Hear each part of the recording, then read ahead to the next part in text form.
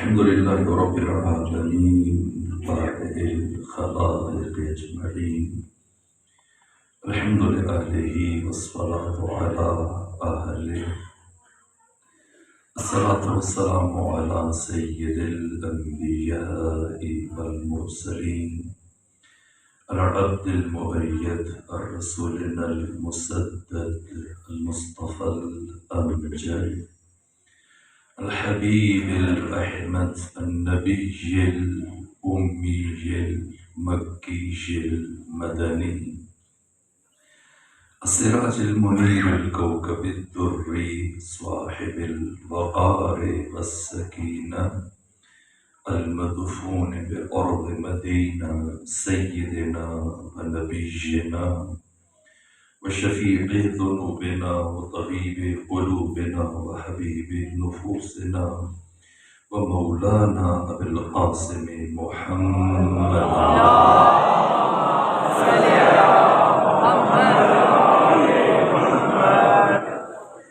وأهلته الأطيبين الأطهرين الأنجبين المعصومين المظلومين ورحمة الله على أحبابهم وأصحابهم وشيعتهم ومحبيهم ومواليهم أجمعين ولعنة الله على أعدائهم ومنكر فضائلهم وغاصب حقوقهم من يوم عداوتهم إلى الآن ومن الآن إلى قيام يوم الدين وبعد يوم الدين. أما بعد فقد قال حق سبحانه وتعالى: يا أحمد لولاك لما خلقت الأفلاق ولولا علي لما خلقتك ولولا فاطمة لما خلقتكما. صلوات بيجي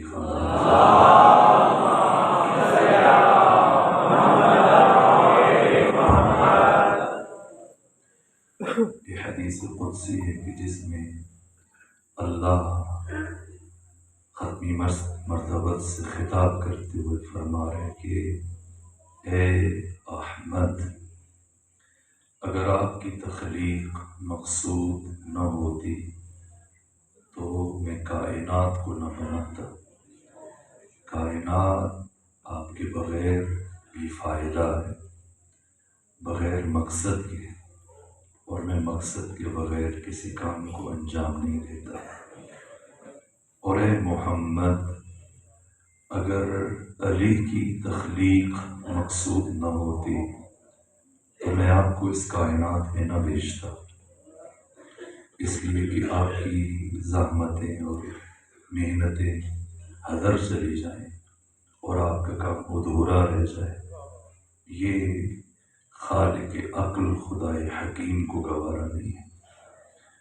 اور اے محمد و علی، اگر فاطمہ زہرا کی تخلیق مقصود نہ ہوتی تو میں آپ دونوں کو اس دنیا میں نہ بھیجتا، اس لیے کہ آدم سے لے کر عیسیٰ تک اور ختمی مرتبت سے لے کر امام زمانہ تک تمام تر انبیاء، تمام تر اولیاء، تمام تر صالحین، تمام تر اتقیاء اور ائمہ، ان سب کی محنتوں کی بقا منحصر ہے ذات فاطمہ میں.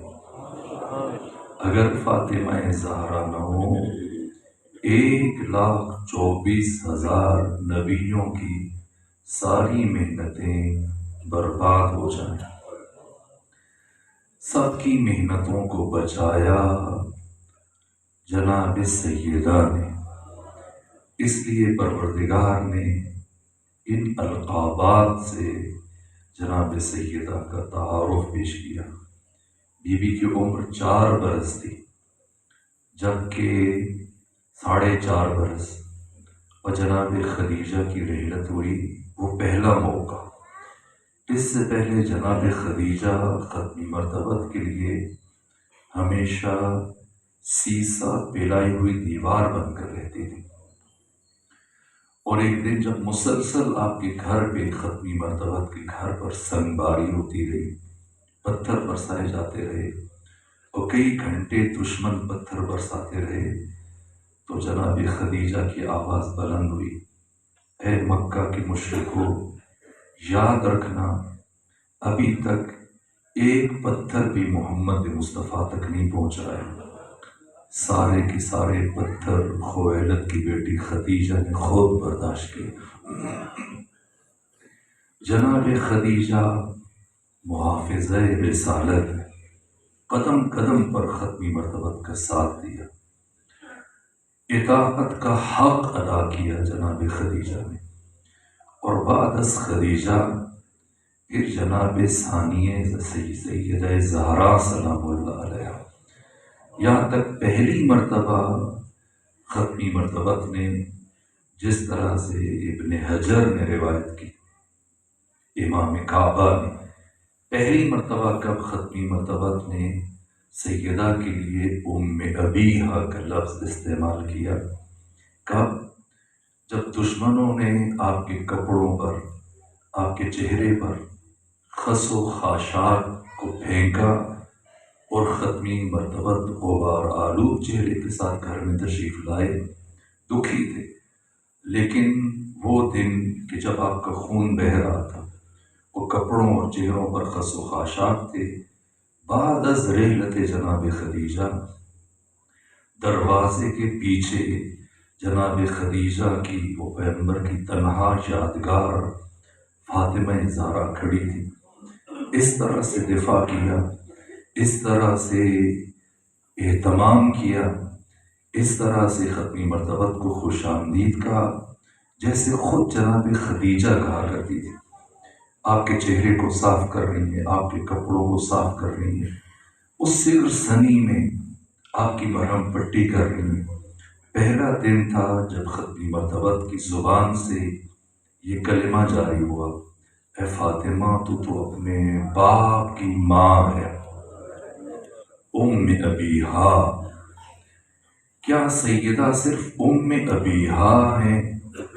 نہ، ایک فارسی شاعر کی جو فقیہ و بہت بڑی شخصیت ہے آیت اللہ کمپانی، انہوں نے اپنے شعر میں ان روایتوں کا معنی کرتے ہوئے فرمایا، مام فارسی زبان میں ماں کو کہتے ہیں، تو ام ابیہا جو سیدہ کا لقب ہے، جو عامہ نے اور مکتب تشیع کے علماء نے اپنی اپنی کتابوں بیان کیا، تو آیت اللہ کمپانی اس منظوم کلام میں فرماتے ہیں کہ اے فاطمہ زہرا، آپ صرف ختمی مرتبت کے لیے ماں کا درجہ نہیں رکھتی، تنہا نہ مام احمدی، صرف احمد کی ماں نہیں، مام تمام انبیاء، اب تمام انبیاء کے لیے ماں کا درجہ رکھتی ہیں۔ از کوثر احسان تو لبریز جام انبیاء، اے فاطمہ زہرا، آپ کے احسانات کے کوثر سے انبیاء کے جام لبریز ہیں، انبیاء کے جام چھلک رہے ہیں۔ ایک ایک نبی کو ناز ہے سیدہ زہرا پر، جنہوں نے خود ظلم برداشت کیے اور یہ نوحہ پڑھتی ہوئی دنیا سے چلی گئیں۔ صبت علی مصائب لو انہا صبت علی الایام سرنا لیا لیا، اپنا سب کچھ لوٹا دیا، لیکن 1,24,000 نبیوں کی محنتوں کو بچا لیا۔ اگر فاطمہ زہرا اپنے گھر سے دربار تک کی یہ مسافت کہ ایک ایک قدم صدی کے برابر تھا۔ اس لیے صدی کے برابر تھا کہ اس مختصر فرصت میں یہ آیت اللہ قزوینی نے لکھا ہے، یہ شیخ عباس قمی نے لکھا ہے، وقت کم تھا، شاید کل آدھا دن۔ گھر سے نکلنے کے بعد واپس گھر پلٹنے تک سیدہ کو صرف چند گھنٹے لگے، لیکن یہ گھنٹے صدیوں پر محیط تھے، سالوں پر بھاری تھے، ایک ایک لمحہ ایک ایک سال بن گیا، جس کا نتیجہ یہ ہوا کہ جب بی بی صدیقہ کبریٰ پلٹ کر واپس گھر آئیں تو سیاہ بال سارے کے سارے سفید ہو چکے تھے۔ کیا کیا اس دوران؟ اس تاریخ کے مختصر سفر میں، گھر سے گھر تک کے اس سفر میں بظاہر چند گھنٹوں کا سفر ہے، لیکن ثانیہ زہرا نے اقدار انسانی کو بچا لیا، انسانی اور اخلاقی خطروں کو بچا لیا، شریعت آسمانی کو بچا لیا، قرآن کی قداست اور حرمت ختمی مرتبت کو بچا لیا، حق تعالی کی توحید کو بچا لیا۔ کیا کیا؟ اگر فاطمہ زہرا نہ جاتی تو آیت اللہ کمپانی فرماتے ہیں اگر بی بی گھر سے باہر قدم نہ رکھتی اور جناب سیدہ بھی سکوت اختیار کرتی، یا اللہ آپ کو اس کائنات میں بھیجتا ہی نہ، اگر اللہ نہ بھیجتا یا فاطمہ زہرا کائنات میں آنے کے بعد گھر سے باہر قدم نہ رکھتی اس دن اس موقع پر، تو کیا ہوتا؟ آیت اللہ کمپانی فرماتے ہیں کہ عصمت و داوری نبود، اگر نہ بود فاطمہ، نہ عصمت بچتی نہ عدالت بچتی اگر فاطمہ نہ ہوتی، اور ہیچ پیمبری نہ بود اگر نہ بود فاطمہ، کوئی نبی نہ بچتا اگر فاطمہ نہ ہوتی، اور جنت و کوثری نہ بود اگر نہ بود فاطمہ، نہ جنت رہتی نہ کوثر رہتی۔ اور آیت اللہ کمپانی فرماتے ہیں احمد و حیدری نہ بود، یہ اسی حدیث کا ترجمہ ہے، لولا فاطمہ تو لما خلقتکما، اگر فاطمہ کو بھیجنا میرا مقصد نہ ہوتا میں آپ دونوں کو نہ بناتا، دونوں کو نہ بھیجتا۔ احمد و حیدری نہ بود، اگر نہ بود فاطمہ، نہ احمد آتے نہ علی آتے۔ اس لیے انہوں نے جو نتیجہ دیا، فرماتے ہیں انچے کے آفرید حق بودے برائے فاطمہ، اللہ نے جو بھی خلق کیا سب فاطمہ کے لیے، گفت ان سبب نبی منم بے فدائے فاطمہ۔ اس لیے تو پیغمبر اپنی زندگی میں فاطمہ کو دیکھ کر فرمایا کرتے تھے میری جان فاطمہ زہرا پر قربان ہو جائے۔ یہ فاطمہ زہرا ہے جن کے تعارف میں اللہ یہ فرما رہے لولا فاطمہ تو، اور اسی حقیقت کو امام صادق نے بھی بیان کیا۔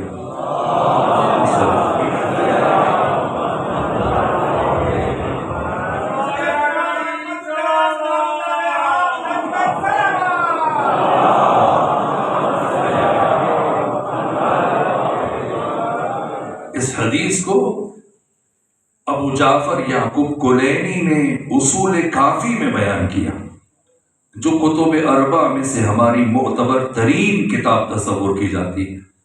امام صادق فرماتے ہیں کہ اللہ نے میری جدہ طاہرہ سیدہ زہرا سلام اللہ علیہا کو 3 نور عطا کیے۔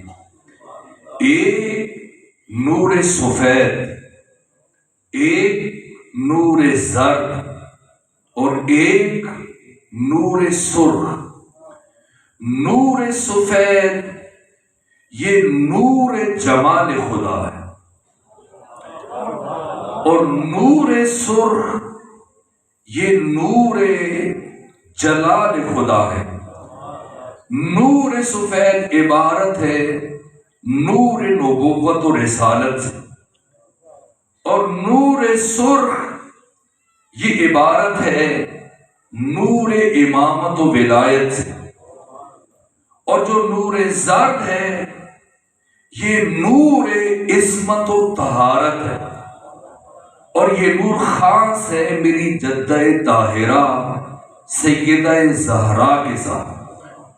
اور اس نور کو، نور زرد کو، نور عصمت و طہارت کو اللہ نے نور رسالت اور نور امامت کے درمیان اس لیے رکھا کہ اگر اس نور کو درمیان سے ہٹا دیا جائے نہ نور نبوت بچتا ہے نہ نور امامت بچتا ہے۔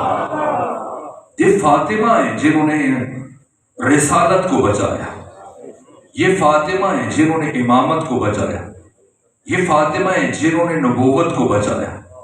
فاطمہ عصمت کبریٰ ہے، امام المشککین فخر الدین رازی جنہوں نے تفسیر کبیر میں انبیاء کی عصمت سے متعلق تذبذب و تشکیک کا مظاہرہ کیا، آدم کی عصمت سے متعلق اور انبیاء سے متعلق لب کشائی کی، لیکن صاحب تفسیر کبیر امام فخر الدین رازی کا یہ کہنا ہے کہ اس کائنات میں عصمت فاطمہ زہرا ہر طرح کے تذبذب و تشکیک اور شک و ریب سے ماورا ہے، ہر طرح کے شک و ریب سے بالاتر ہے۔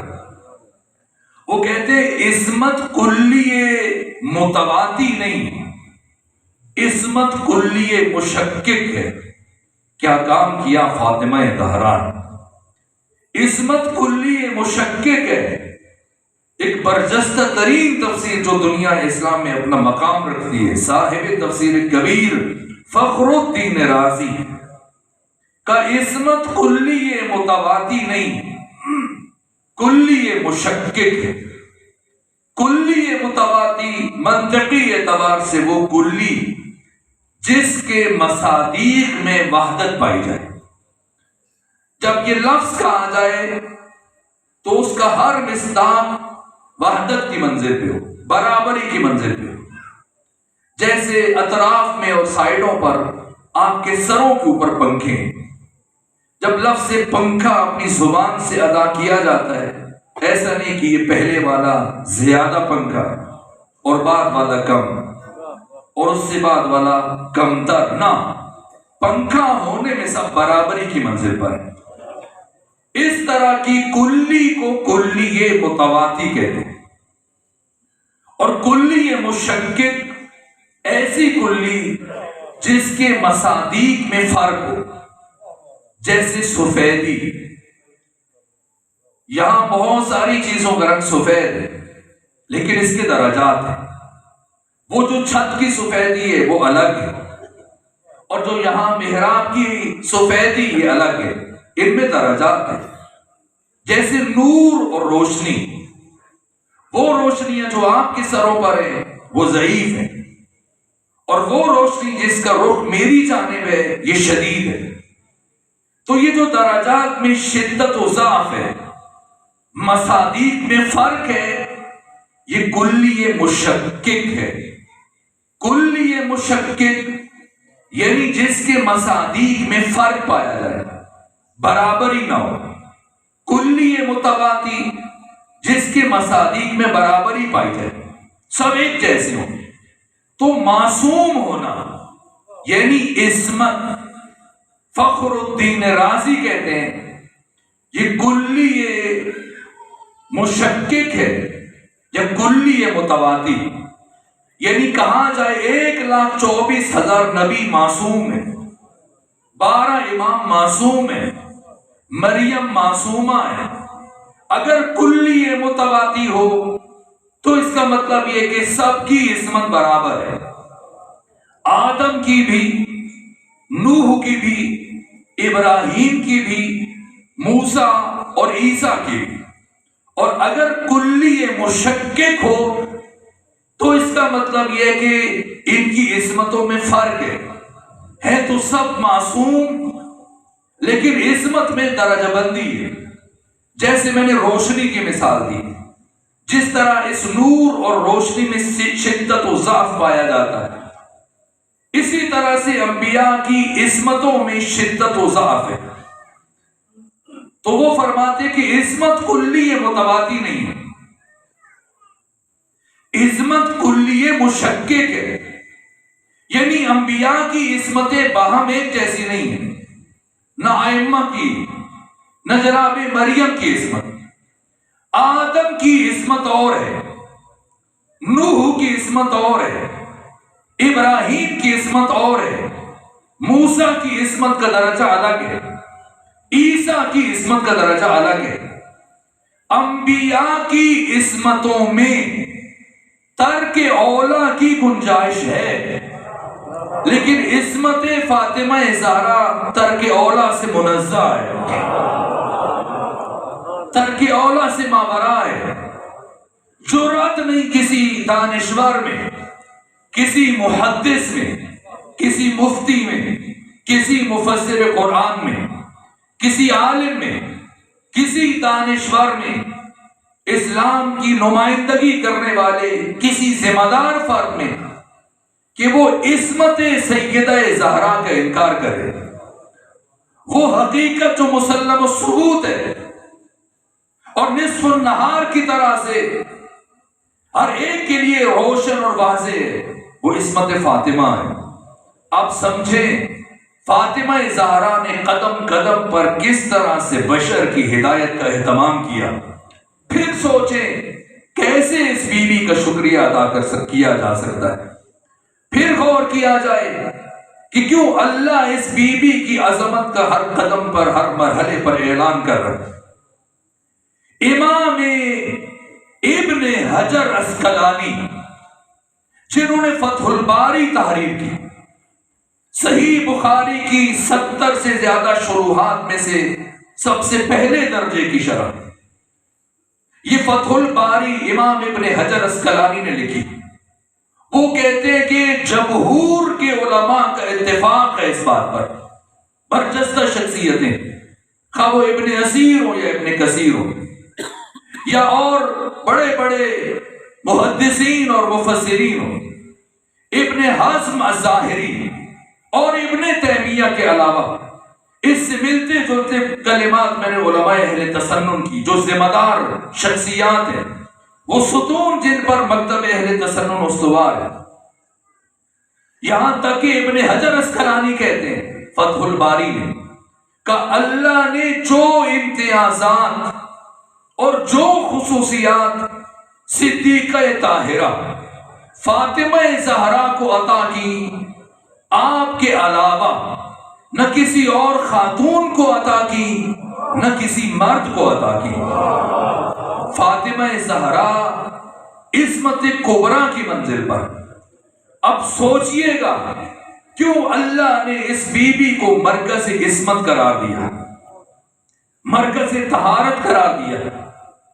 مرکز عصمت ذات فاطمہ ہے، یہ عجیب تعارف ہے۔ ابھی کلام کے گفتگو سے پہلے حدیث قصہ کی تلاوت کی جا رہی تھی۔ یہ حدیث قصہ، اس کی روح کیا ہے؟ حدیث قصہ کی روح کہ مرکز کائنات اور مرکز تعارف اور مرکز عصمت اور مرکز طہارت فاطمہ زہرا ہے۔ قرآن مجید کی 6235 آیتیں جبرائیل لے کے آئے، اور کوئی آیت لے جانے سے پہلے جبرائیل نے اللہ سے اجازت نہیں مانگی۔ ظاہر ہے کہ جبرائیل لے کے آتے ہیں، لیکن آپ نے ابھی یہ الفاظ سنی کہ ادب فاطمہ ہے. اگرچہ زمین والے فاطمہ زہرا کی قدر کو نہ پہچانے، لیکن آسمانوں میں رہنے والے مقام فاطمہ سے باخبر ہے. جانتے میں نے عین الحیات میں اور بہار الانوار میں اور دوسری بہت ساری کتابوں میں پڑھا، ذوالقرنین سکندر کی جب ملاقات ہوئی فرشتے کے ساتھ تو پوچھا بتاؤ اہل آسمان کیسے عبادت کرتے ہیں؟ کہ کیا بتاؤں؟ اللہ نے جس فرشتے کو حالت قیام میں خلق کیا، ہزاروں سال گزر گئے، ابھی تک قیام کی حالت میں اللہ کی بندگی کر رہا ہے. جسے رکوع کی حالت میں خلق کیا، سال ہاں سال گزر گئے، ابھی تک رکوع میں سر جھکائے حمد خدا اور اللہ کی تسبیح انجام دے. جسے سجدے میں خلق کیا، ابھی تک سجدے میں. یہ سنا تو ذوالقرنین نے گریہ کیا.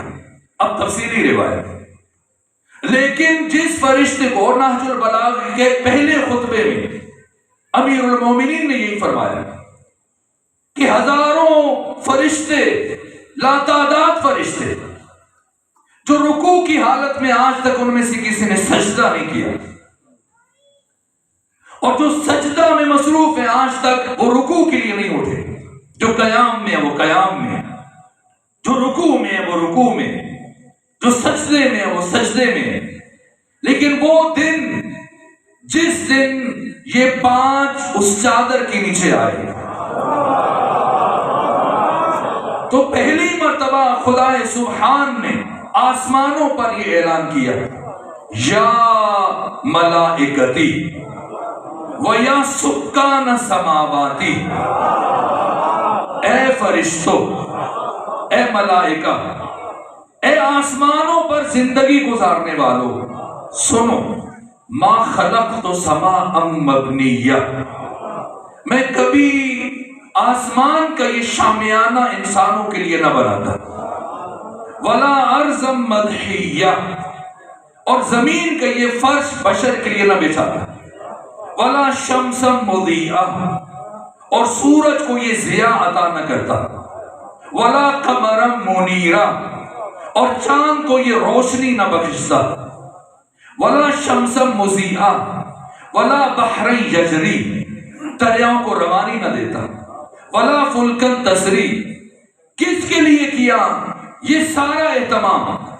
یہ کائنات، یہ سورج کے کمکمے اور یہ ستاروں کی قندیلیں، یہ سارا اہتمام کس لیے؟ الا لہؤلاء الخمسہ، صرف ان پانچ کے لیے جو رزق کھا رہا ہے اور فاطمہ زہرا کے قاتلوں پر لعنت نہیں کرتا، جو زمین سے اگنے والا اناج تو کھاتا ہے لیکن وہ موسنہ جس کی وجہ سے اسے مسلسل رزق مل رہا ہے اسے نظر انداز کر دے. میں بڑھوں آگے لیکن رک کر ایک عجیب روایت میرے ذہن میں آ گئی. میں نے پڑھا کہ ابو بصیر امام صادق کی بارگاہ میں آئے، اور جب امام کی بارگاہ میں آئے تو دکھی تھے، غمگین تھے، رنجور تھے، پریشان حال تھے، ایک شکستہ کیفیت اور آنکھوں میں نمی تھی. امام نے پوچھا ابو بصیر دکھی کیوں ہو، پریشان کیوں ہو؟ کہ فرزند رسول ابھی جب آپ سے ملاقات کے لیے آ رہا تھا تو میں نے راستے میں ایک خاتون کو دیکھا، ایک بوڑھی خاتون جسے حکومت کے سپاہی تازیانے مار رہے تھے. تو امام نے پوچھا کیوں مار رہے تھے؟ کہ اس خاتون نے کچھ اثاثہ اٹھایا ہوا تھا، سامان، اور جب وہ گرنے لگی پھسلن کے بعد تو اس کی زبان سے بے ساختہ یہ جملہ ادا ہوا، اے فاطمہ زہرا تیرے دشمنوں پر لعنت ہو، اے فاطمہ زہرا تیرے قاتلوں پر لعنت ہو. کہ جیسی ان سپاہیوں نے یہ جملہ سنا انہوں نے کوڑے برسانے شروع کیے. میرے عزیزوں، کچھ عبادات ایسی ہیں، خود امام سے یہ پوچھا گیا، امام شیشم سے، جب کرامن کاتبین سے متعلق امام گفتگو کر رہے تھے کہ ایک نیکیاں لکھتا ہے، دوسرا فرشتہ گناہ لکھتا ہے۔ تو ابو بصیر نے عرض کیا فرزند رسول، اس کا مطلب یہ کہ ایک وقت میں ایک فرشتہ مشغول رہتا ہے، یا نیکیاں لکھنے والا یا گناہ لکھنے والا؟ چونکہ انسان ایک وقت میں یا نیکی کرتا ہے یا گناہ کرتا ہے، تو جو مسلسل نیکیاں کرے گا پھر نیکیاں لکھنے والا فرشتہ مسلسل مشغول رہے گا، لیکن گناہ لکھنے والا فرشتہ کبھی کچھ نہیں لکھ پائے گا۔ اور گناہگار کی نسبت بالعکس، اے فرزند رسول، کیا ممکن ہے کہ کبھی ایک ہی وقت میں یہ دونوں فرشتے اپنا قلم استعمال کریں؟ فرمایا ہاں۔ عرض کیا فرزند رسول، کون سا عمل ہے کہ دونوں فرشتے مصروف ہو جائیں؟ امام نے فرمایا وہ قاتل زہرا پر لعنت ہے، وہ دشمن زہرا پر لعنت ہے۔ جب کوئی انسان اپنے دل سے برات کا اظہار کرتا ہے اور قاتلان فاطمہ زہرا کے لیے اپنی نفرت کا اظہار کرتا ہے اور ان پر لعن کرتا ہے، تو نیکیاں لکھنے والا فرشتہ اس کے لیے نیکیاں لکھتا ہے، اور گناہ لکھنے والا فرشتہ اس کے گناہوں کو مٹانے میں لگ جاتا ہے۔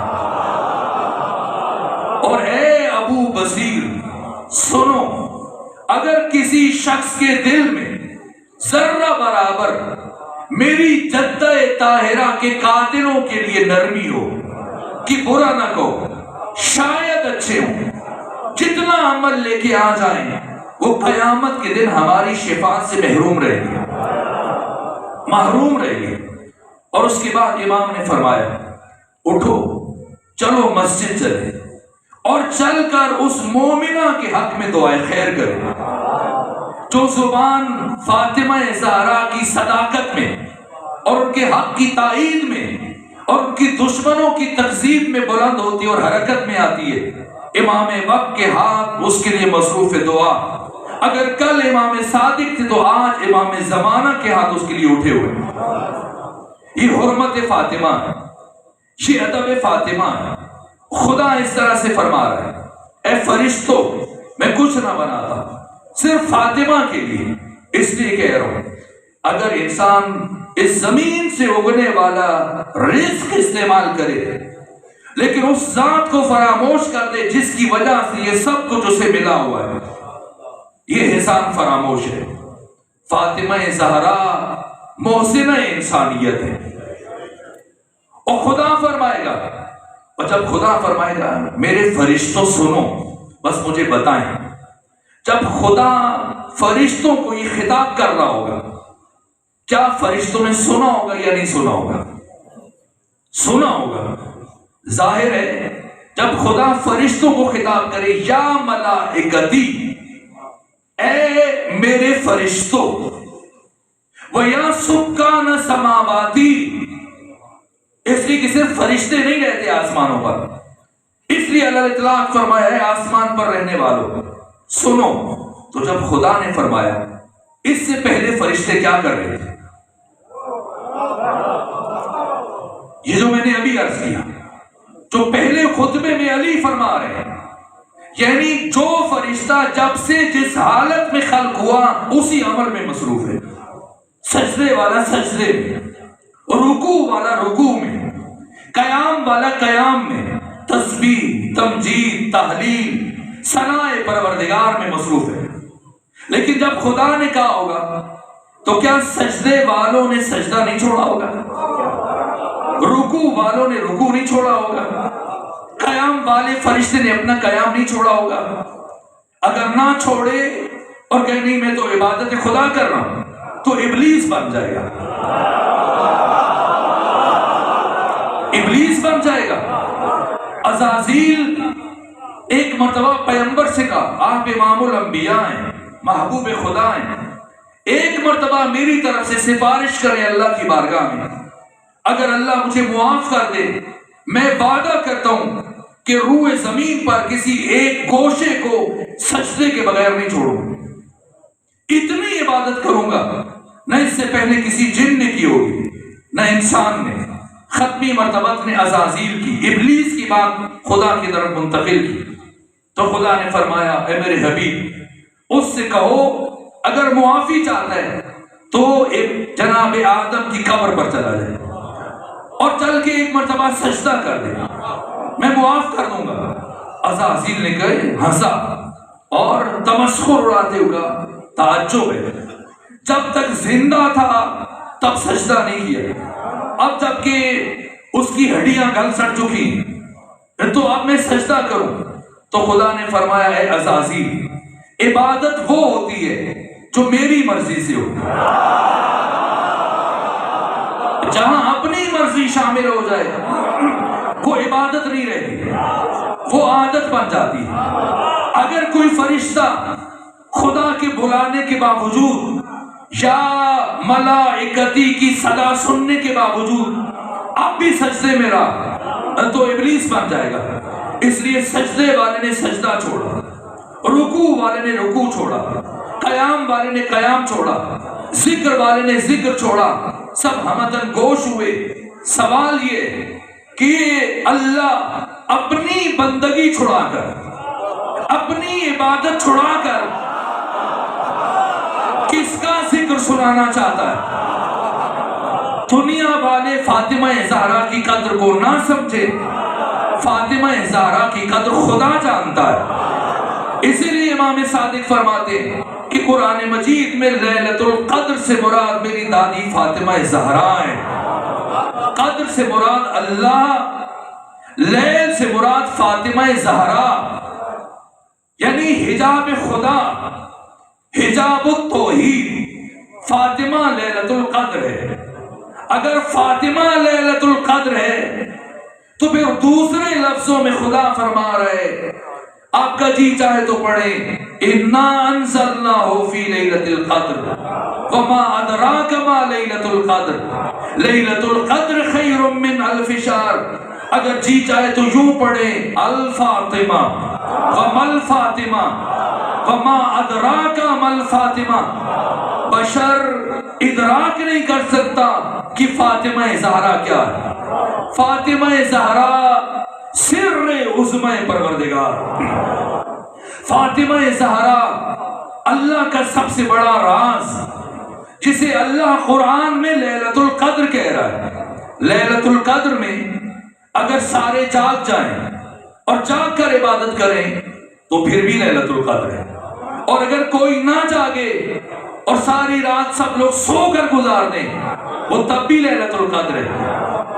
لیلۃ القدر میں کوئی شخص اپنے سر پر قرآن رکھے وہ تب بھی لیلۃ القدر ہے، نہ رکھے وہ تب بھی لیلۃ القدر ہے، عبادت کر کے گزارے وہ تب بھی لیلۃ القدر ہے، غفلت میں گزارے وہ تب بھی لیلۃ القدر ہے۔ لیلۃ القدر کی عزت و حرمت میں اور شرف میں کوئی کمی نہیں آئے گی۔ اگر یہ اس کی قدر کو نہ سمجھ پایا تو یہ محروم رہ جائے گا۔ فاطمہ زہرا لیلۃ القدر ہے۔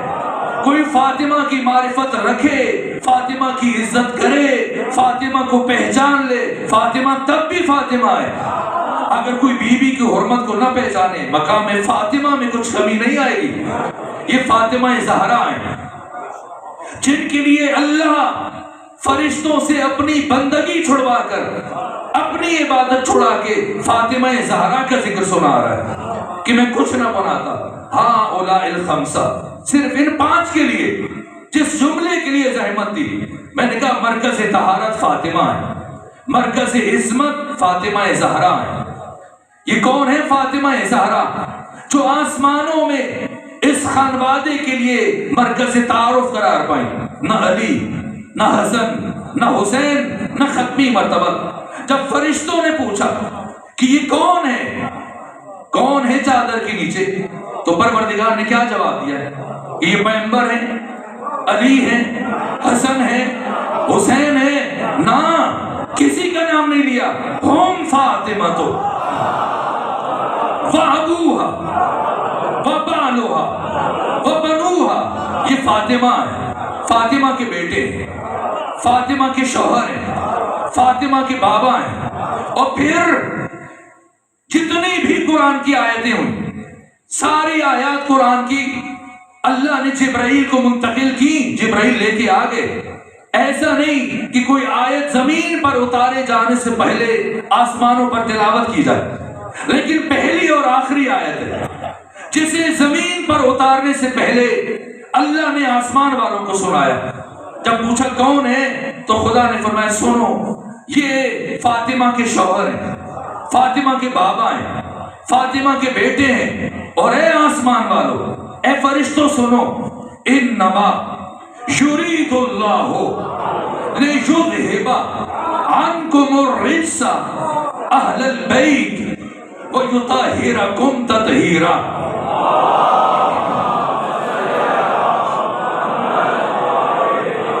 اللہ نے ان کی عصمت اور ان کی طہارت کا اعلان زمینوں پر کرنے سے پہلے آسمان پر کیا۔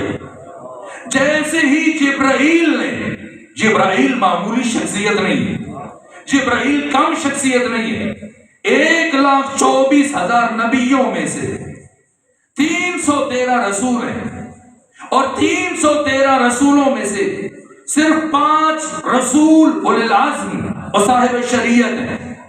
جناب جبرائیل صرف ان 5 کے لیے آئے، باقی انبیاء کے لیے نہیں آئے۔ یہ خمینی بت شکن نے آداب الصلاۃ میں بیان کیا، باقی عرفاء اور محدثین نے بیان کیا۔ جناب جبرائیل کا مقام بہت بلند تر ہے، صرف ان 5 انبیاء کے لیے، اور وہ بھی کبھی کبھی آتے تھے۔ تو یہ فاطمہ زہرا کون ہے؟ خمینی بت شکن نے آداب الصلاۃ میں لکھا کہ نبی کی رحلت کے بعد برابر 75 دن جبرائیل جناب سیدہ کی دلجوئی کے لیے آتے تھے، اور ساری آسمانی خبریں پروردگار کی طرف سے جناب سیدہ کے لیے لے کے آتے تھے، جسے املا کرنے والے علی ابن ابی طالب تھے۔ یہ صحیفہ فاطمیہ ہے۔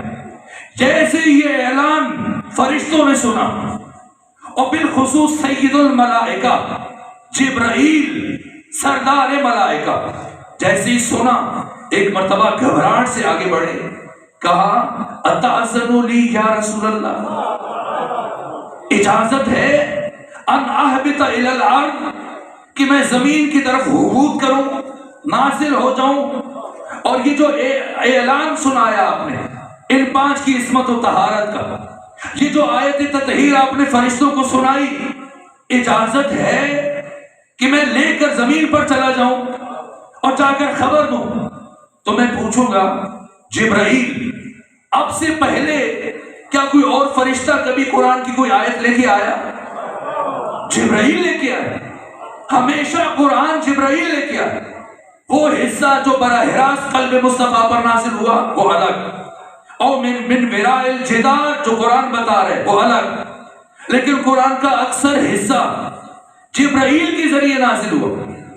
تو کوئی فرشتہ اب تک کوئی آیت لے کے نہیں آیا، تو ظاہر ہے کہ یہ آیت بھی جبرائیل لے کے آئیں گے۔ تو پھر جبرائیل اتنی بے صبری کیوں دکھا رہے ہیں؟ اجازت ہے کہ میں اس آیت کو زمین پر لے جاؤں اور جا کر ان کو خبر دوں؟ وجہ کیا ہے؟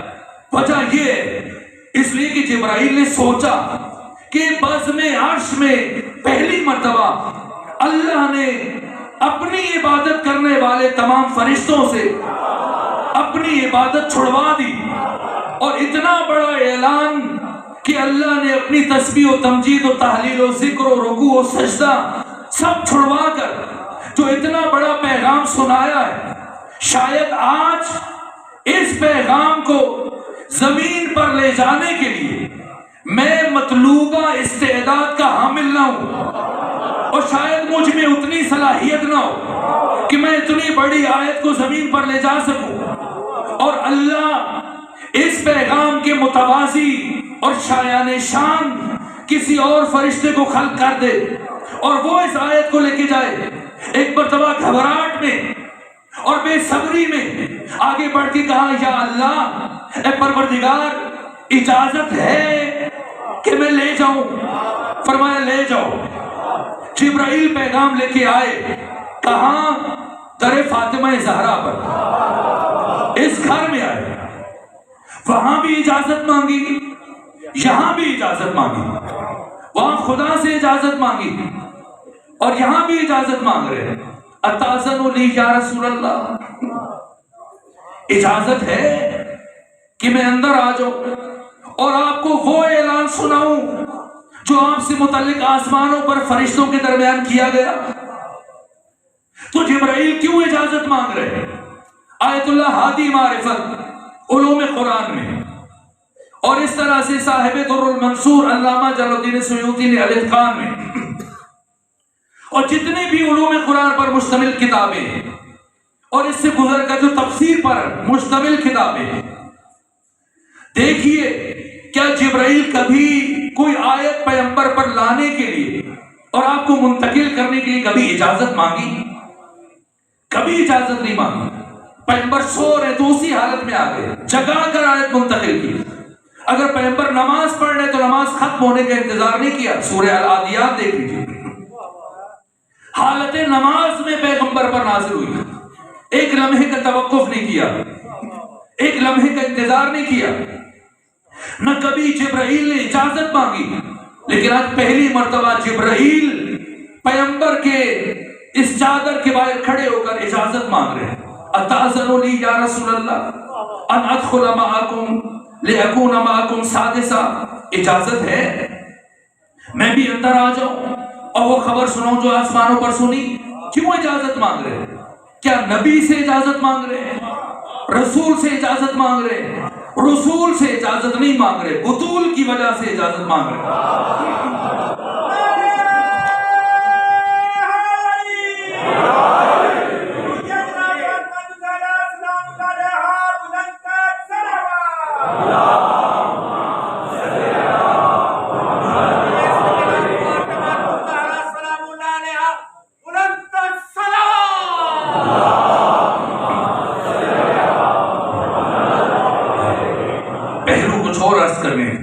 لیکن بات اس سے چل نکلی تو صرف اس جملے کے لیے، جس جملے کو کہنے کے لیے بات آگے بڑھتی چلی گئی، وہ یہ کہ فاطمہ زہرا مرکز عصمت ہے، مرکز طہارت فاطمہ زہرا، عصمت کلی مشکک ہے، عصمت میں درجات ہے، انبیاء کی عصمت اور ہے، فاطمہ زہرا کی عصمت اور ہے۔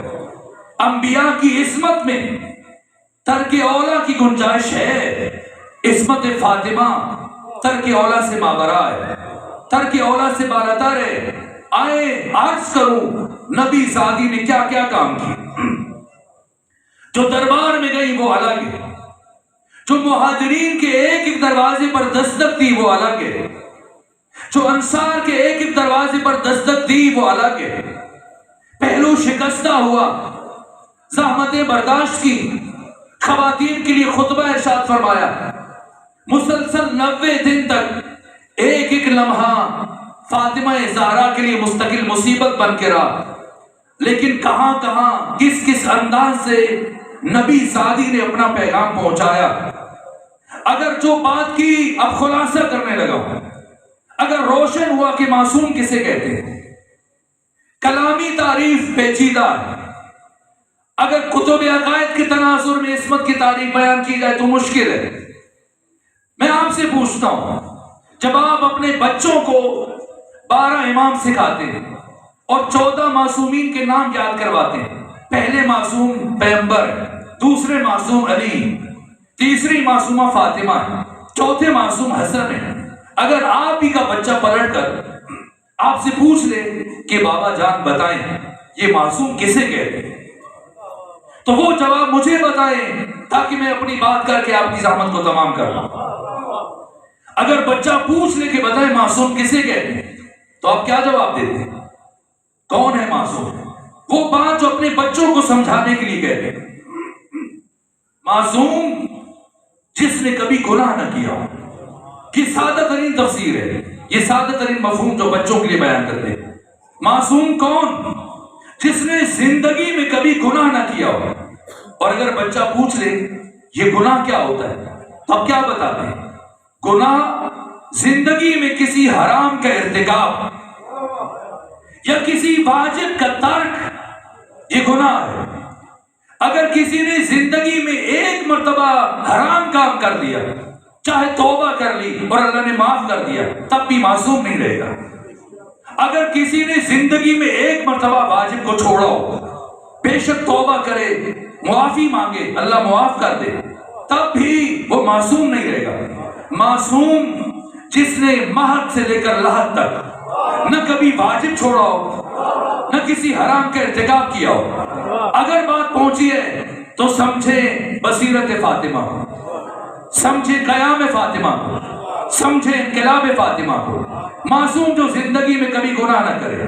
گناہ کیا ہے؟ حرام کا ارتکاب۔ گناہ کیا ہے؟ واجب کا ترک۔ اور اب مجھے بتائیے، یہ جو آپ سلام کرتے ہیں، السلام علیکم کہتے ہیں، علیک السلام کہتے ہیں، سلام علیک کہتے ہیں، جس طرح سے بھی سلام کریں، اس کا شرعی حکم کیا ہے؟ واجب ہے؟ مستحب ہے؟ سلام کرنا مستحب ہے، یعنی کرے تو مرضی ہے، نہ کرے تو مرضی ہے، کریں گے تو ثواب ہے، نہ کریں تو گناہ نہیں ہے۔ آئے ایسے ہی آ کے بیٹھ جائیں، حرج نہیں ہے۔ سلام کرنا سنت ہے، سلام کرنا مستحب ہے۔ اب مجھے بتائیے، اگر کوئی سلام کرے اس کا جواب دینا یہ بھی مستحب ہے؟ نہیں، یہ واجب ہے، واجب ہے۔ اور اگر آپ نماز پڑھ رہے ہیں، نماز پڑھ رہے ہیں اور حالت نماز میں اگر کوئی آپ کو سلام کر دے تو کیا آپ جواب دیں گے یا نہیں دیں گے؟ دیں گے۔ حالت نماز میں بھی سلام کا جواب دینا واجب ہے، انہی لفظوں کے ساتھ۔ اگر کوئی کہے علیک السلام، آپ نماز میں کہے علیک السلام۔ اگر کہے سلام علیک تو آپ کہے سلام علیک۔ اگر کہے السلام علیکم، آپ نماز میں کہیں السلام علیکم۔ جن لفظوں سے وہ سلام کرے بہتر ہے انہی لفظوں میں سلام کرے، لیکن واجب ہے۔ اگر آپ نماز پڑھ رہے ہیں تو نماز کی حالت میں بھی سلام کا جواب دینا واجب ہے۔ اب آپ مجھے بتائیں، اگر کوئی معصوم اپنی زندگی میں ایک مرتبہ کسی واجب عمل کو چھوڑ دے، کیا وہ معصوم رہے گا؟ نہیں رہے گا۔ اور صاحب تفسیر کبیر فخر الدین رازی کیا فرما رہے ہیں؟ وہ یہ فرماتے ہیں کہ نبیوں کی عصمت میں ترک اولا کی گنجائش ہے، لیکن عصمت سیدہ میں ترک اولا کی بھی گنجائش نہیں ہے۔ بلند ترین عصمت کا معیار ذات فاطمہ میں، یعنی ممکن نہیں ہے کہ بی بی نے کسی کبھی اولا کو ترک کیا ہو، شبہ رسد کسی واجب کو چھوڑا ہو، تو سلام کرنا مستحب، جواب دینا واجب، ترک واجب خلاف عصمت۔ آئے مل کے سلام کریں بصیرت فاطمہ زہرا کو۔ جب کسی نے آ کر، مجھے نہیں معلوم، آپ خود پڑھ لیجئے، کسی نے آ کر فاطمہ زہرا کو سلام کیا، کتابیں اٹھا کر خود پڑھ لیں، کیا بی بی نے ان کے سلام کا جواب دیا یا نہیں دیا؟ دیا ہے تو پڑھ لیجئے، نہیں دیا تب بھی پڑھ لیجئے۔ تو سلام کا جواب نہیں دیا، اور سلام کا جواب نہ دینا یہ گناہ محسوب ہوگا۔ صرف ایک صورت ہے کہ اگر سلام کرنے والا کافر ہو،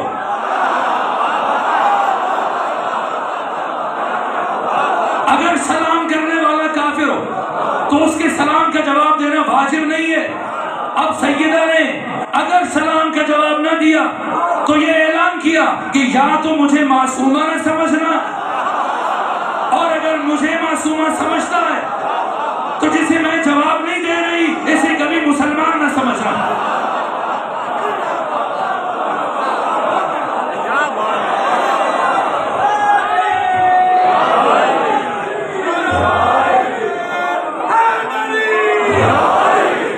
فاطمہ زہرا تیری بصیرت پر سلام ہو، کس طرح سے قدم قدم پر ہدایت بشر کے لیے چراغ روشن کیے، کیا کیا کیا۔ یہی وہ مراحل تھے جن کے باعث سے محسوس کیا گیا کہ اگر یہ خاتون کچھ دن اور زندہ رہ گئی اور اسی طرح سے یہ لوگوں کے ضمیروں کو جھنجھوڑتی رہی تو ہمیں اس مسند پر کوئی نہیں بیٹھنے دے گا۔ کون سی روایت عرض کروں؟ الفاطمہ من المہد الی اللحد، ایت اللہ قزوینی نے لکھی، انہوں نے بھی اس روایت کو بیان کیا، لیکن میں بیت الاحزان کی روایت پڑھوں گا۔ کس نے لکھی یہ کتاب؟ شیخ عباس قمی نے، جن کی کتاب آپ کے ہر گھر میں موجود ہے، مفاتیح الجنان۔ یہ مفاتیح الجنان شیخ عباس قمی نے لکھی. ان کی دوسری کتاب جو لکھی انہوں نے سیدہ کی حیات پر، اس کا نام بیت الاحزان ہے. وجہ تعریف شاید آنے والے 2 دنوں میں عرض کر دوں، لیکن آج صرف ایک روایت کا ابتدائی حصہ پڑھوں گا. انہوں نے لکھا ہے کہ واقعہ کربلا کے 3 سال مکمل ہونے کے بعد 4تھے سال میں مدینے سے ایک بہت بڑی شخصیت کا بیٹا کچھ افراد کو اپنے ہمراہ لے کر یزید کے پاس شام پہنچا، اور شام پہنچنے کے بعد یزید سے شکایت کی کہ تو حسین کو تم نے شہید کیا، حسین کے بھائیوں کو مارا، بھتیجوں کو مارا، بیٹوں کو مارا، ساتھیوں کو مارا. اگر تم اس حد تک رک جاتے تو میں کبھی شکایت نہ کرتا، کیونکہ یہ مردوں کی جنگ تھی. لیکن یہ تمہارے لیے سازگار نہیں تھا، مناسب نہیں تھا کہ تم نبی زادیوں کو، نبی کی بیٹیوں کو بازاروں اور درباروں میں اجنبیوں اور شرابیوں کے سامنے لے کے آؤ. کیسی یہ جملہ تھا. تو یزید کا چہرہ غصے سے سرخ ہو گیا، اور یزید اپنے مقام سے اٹھا، لکڑی کا ایک صندوق کھولا اور اس میں سے ایک تحریر لے کے آیا، اور تحریر آنے والے مہمان کی طرف بڑھا دی. اس نے تعجب سے پوچھا یہ کیا ہے؟ اور اس موقع پر یزید نے جو جملہ کہا کہ اگر کوئی اور یہ بات مجھ سے کہتا تو میں سن لیتا اور برداشت کر لیتا، لیکن تمہیں یہ حق نہیں دیتا کہ تم یہ بات مجھ سے کہو. اس نے پوچھا میں کیوں نہیں کہہ سکتا؟ کٹھے ہو. پھر یہ تحریر پھینکی کہ یہ پڑھو. کہ یہ کیا ہے؟ کہ تمہارے باپ کا خط ہے جو اس نے مدینے سے شام میرے باپ کے لیے تحریر کیا تھا. کیا لکھا تھا خط میں؟ لکھنے والے نے، صاحب تحریر نے کیا لکھا؟ اس نے لکھا کہ نبی زادی کی، پیغمبر اسلام کی رحلت کے بعد جب ایک فرد ہمارا ساتھی برسر اقتدار آیا تو میں نے اس کی بیعت کے سلسلے میں اپنے غلام کو علی کے گھر روانہ کیا، جاؤ علی کو بلا کے لے آؤ. لیکن جب میرا غلام پہنچا تو بجائے علی کے یا علی کے گھر والوں میں سے اس گھر کی ایک کنیز دروازے کے پیچھے روکی اور یہ پیغام دیا کہ میرے آقا علی قرآن کی جمعآوری میں مصروف ہے، اور جب تک قرآن کی تدوین کا کام مکمل نہیں ہو جاتا علی باہر نہیں آئیں گے. کہ میرا غلام واپس آیا تو مجھے غصہ آیا، اور پھر میں نے اپنے چند ساتھیوں کو اکٹھے علی کے گھر کی طرف روانہ کیا اور ان سے کہا جاؤ علی کو لے کے آ جاؤ، اور علی سے کہنا اگر تم نہ آئے تو فلاں کہہ رہا تھا وہ خود لینے کے لیے آئے گا. اور جب میرے بھیجے ہوئے افراد پہنچے تو اس دفعہ کنیز کے بجائے خود نبی زادی دروازے کے پیچھے آ کر رکی، اور میرے بھیجے ہوئے وفد کو یہ پیغام دیا کہ فلاں سے کہنا کہ جب تم حکومت ہم اہل بیت سے چھین چکے تو اب مزید کیا چاہتے ہیں؟ اگر یہ سمجھتے ہو کہ ہم علی وقت کے حکمران کی بیعت کریں گے تو بتا دینا کبھی فاطمہ زہرا کی زندگی میں ایسی نوبت نہیں آئے گی. کہ جب میرا بھیجا ہوا وفد خالی ہاتھ واپس آیا تو مجھے بہت غصہ آیا. میں نے 50 افراد کو اپنے ہمراہ لیا اور ہم نے لکڑیاں اٹھائیں، ڈنڈے اٹھائے، تلواریں اٹھائیں، جلانے کا سامان اٹھایا، اور ہم سب کے سب علی ابن ابی طالب کے گھر کی طرف چل پڑے. اور قریب پہنچ کر میں نے قرفس سے کہا آگے بڑھو اور در علی پر دستک دو. جب قرفس نے دستک دی تو میں نے محسوس کیا علی دروازہ کھولنے کے لیے آ رہے تھے یا نبی زادی علی کے سامنے آ کر رکی اور کہا اے علی، جب تک میرے بابا محمد مصطفیٰ زندہ رہے کبھی انہوں نے خود اپنے حق میں تلوار نہیں اٹھائی، ہمیشہ آپ نے میرے بابا کا دفاع کیا، اس لیے کہ اس وقت روئے زمین پر حجت خدا میرے بابا تھے، اور آج روئے زمین پر حجت خدا آپ ہیں، اس لیے آپ خود اپنے حق میں تلوار نہیں اٹھائیں گے، آج نبی زادی آپ کا دفاع کرے گا. علی نے کہا جیسے میرے نبی کی بیٹی مناسب سمجھتی ہے۔ اب علی پیچھے ہٹے، نبی زادی دروازے کے قریب آئیں، میں نے آواز دی اے نبی کی بیٹی جلدی سے علی کو باہر بھیجیں، اگر تاخیر کی تو ہم اس دروازے کو آگ لگا دیں۔ تو نبی زادی نے آگے سے یہ جملہ کہا کہ اس گھر کو آگ لگاؤ گے جس گھر میں تمہارے نبی کی بیٹی رہتی ہے؟ میں نے کہا لگائیں گے اور کسی ایک کی پرواہ نہیں کریں گے، کہ پھر علی میری زندگی میں نہیں آئیں گے۔ بس اتنا سننا تھا کہ مجھے غصہ آیا، میں نے قنفذ سے کہا آگے بڑھو اور اس دروازے کو آگ لگاؤ۔ قنفذ نے آگ لگائی، دروازہ جلنے لگا، لیکن میں اس دن غصے میں اتنا بپھرا ہوا تھا کہ میں نے دروازہ جلنے کا انتظار نہیں کیا، بلکہ جلتے ہوئے دروازے کو ٹھوکریں مارنا شروع کی اور تھوڑی دیر کے بعد یہ دروازہ گرا۔ اہل لاہور کے غیور مومنوں، اپنے دلوں پر ہاتھ رکھ کے مجھے بتاؤ کیا وہ دروازہ زمین پر گرا؟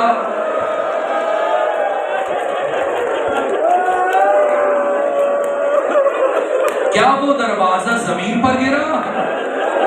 میں کیا کروں؟ امام زمانہ زیارت ناہیہ میں فرماتے ہیں میں اس لمحے کو کبھی نہیں بھلا سکتا جب میری دادی فاطمہ زہرا چلتے ہوئے دروازے اور دیوار کے درمیان تھی اور اس دروازے کی کیل میری دادی فاطمہ زہرا کے بازو میں پیوست ہو گئی۔ دروازہ گرا اور سیدہ کی آواز بلند ہوئی، فضا میری طرف بڑھو کہ میرا محسن شہید ہو چکا ہے۔ فضا کوشش کرنا میرے آقا علی تک یہ خبر نہ پہنچے۔ میرے عزیزوں، آج کے دن سیدہ پر 3 ظلم ہوئے۔ ایک ظلم بیٹا شہید ہوا، دوسرا ظلم پسلیاں ٹوٹی، تیسرا ظلم بی بی کی آنکھ کے نیچے رخسار جب تک بی بی زندہ رہی ہمیشہ زخمی رہا۔ محسن کب شہید ہوئے؟ جب دروازہ ٹوٹا اور دروازہ آپ پر گرا۔ اور پسلیاں کب ٹوٹی؟ جب 50 میں سے 11 افراد علی کے بیت الشرف کو اس دروازے کو رونگتے ہوئے اندر داخل ہوئے۔ میرے عزیزوں، میں نے خود مقتل کی کتابوں پڑھا ہے، تاریخ کی کتابوں پڑھا ہے کہ مغیرہ بن شعبہ اس دروازے پر کھڑے ہو کر گزرتے ہوئے اس مخدرہ کی کمر میں بار بار پاؤں سے لاتے مار رہا تھا۔